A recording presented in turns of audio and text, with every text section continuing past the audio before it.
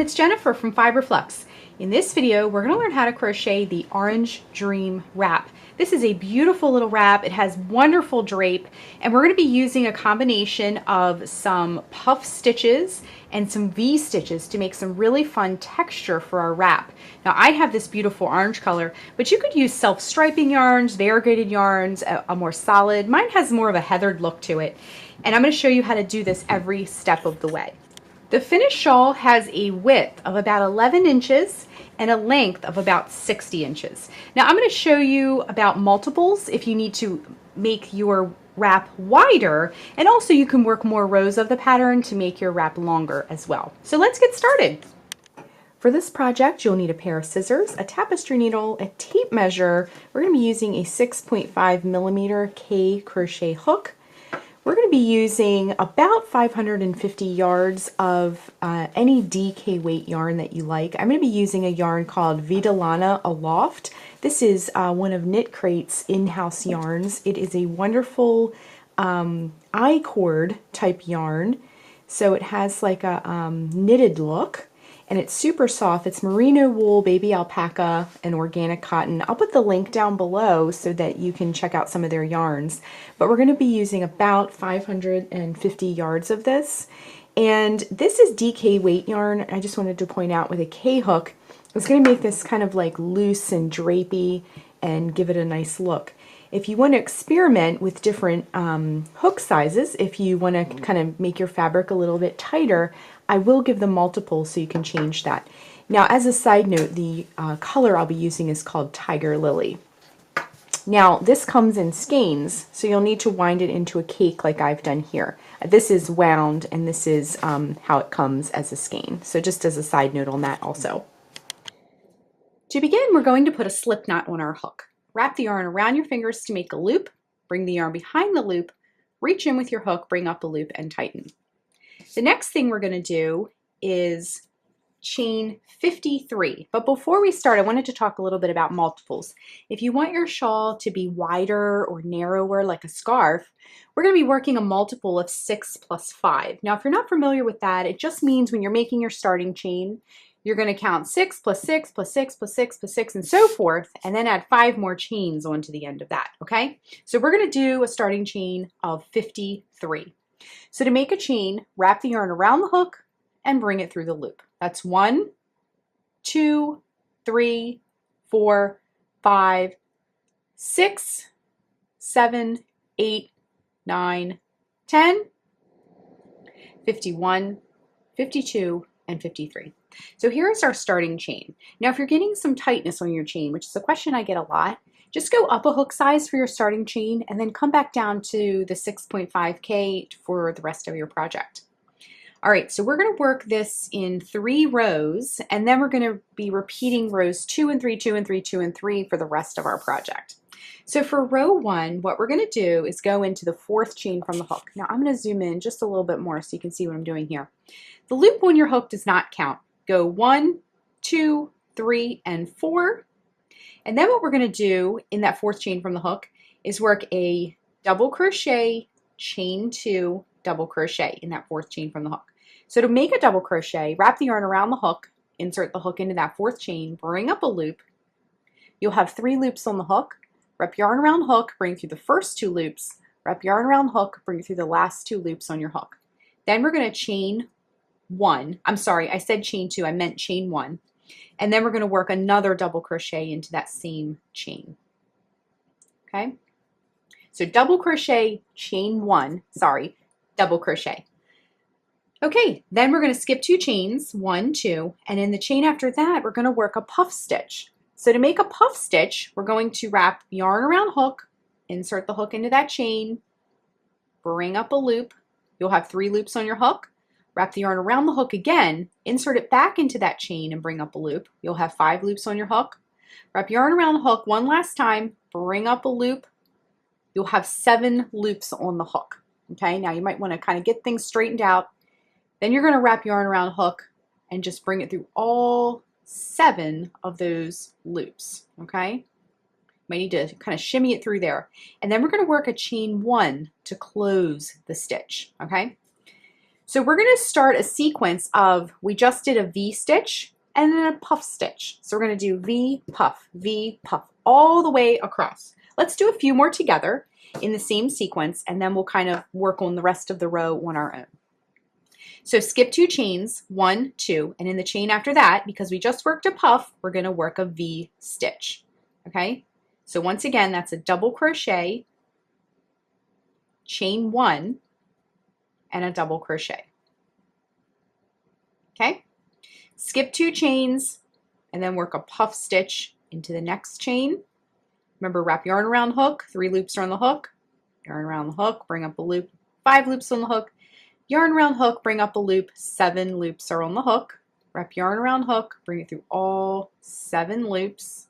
Might need to wiggle it through a little, and chain 1 to close that stitch. Okay, so we have a couple stitches already. All right, now we just worked a puff, so we're going to skip 2 chains, and in the chain after that we're going to work a V. Okay, so double crochet, chain 1, double crochet. Skip 2 chains, in the chain after that work a puff.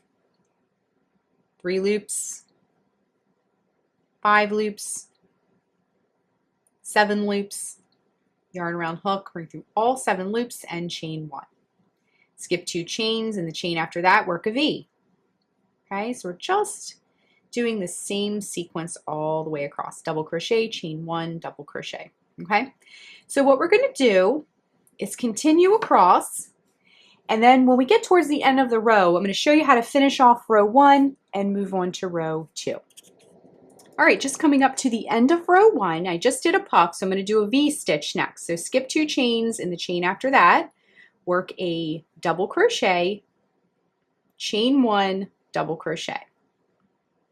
And to finish off row 1, in that very last chain, what I'm going to do is just work a double crochet in that last chain to finish off the row.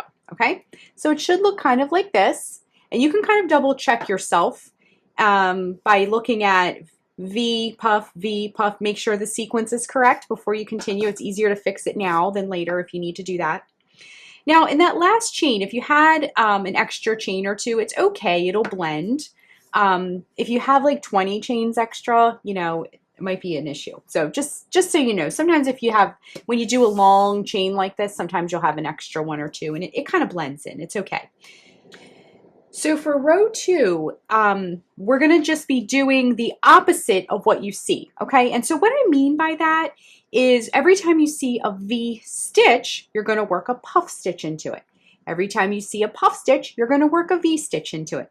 So let's do a few of these together, and then we'll kind of know how to keep going.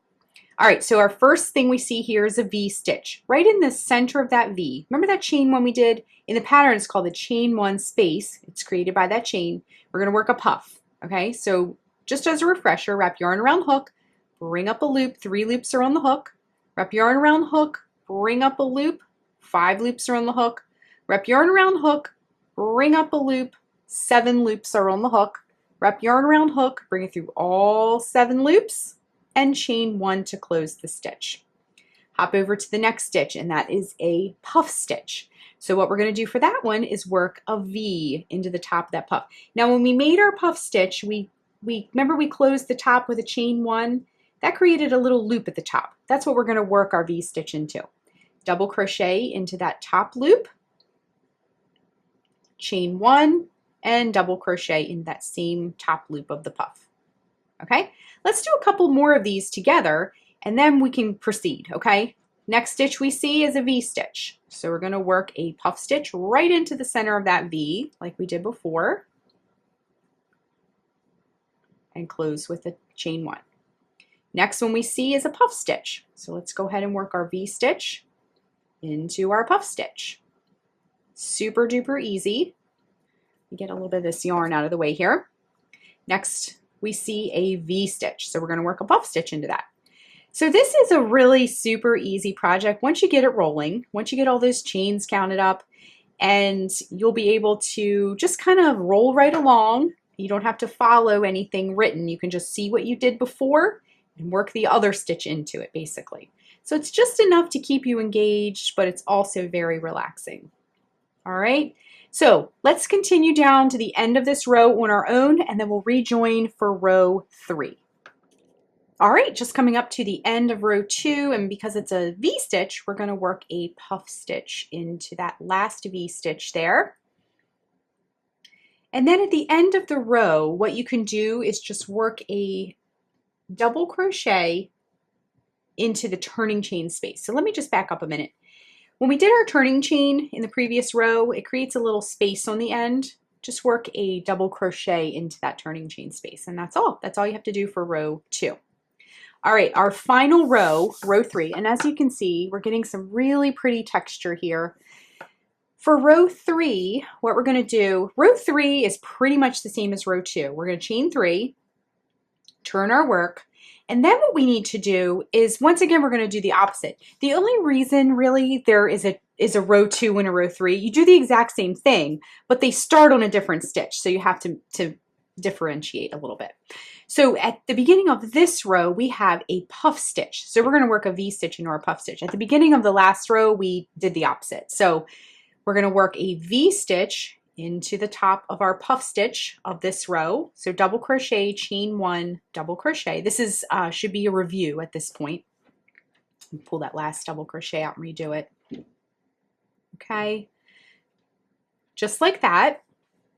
All right, and then we have a V-stitch here, so we're just going to work a puff into that, and you're just going to do the same thing we've been doing.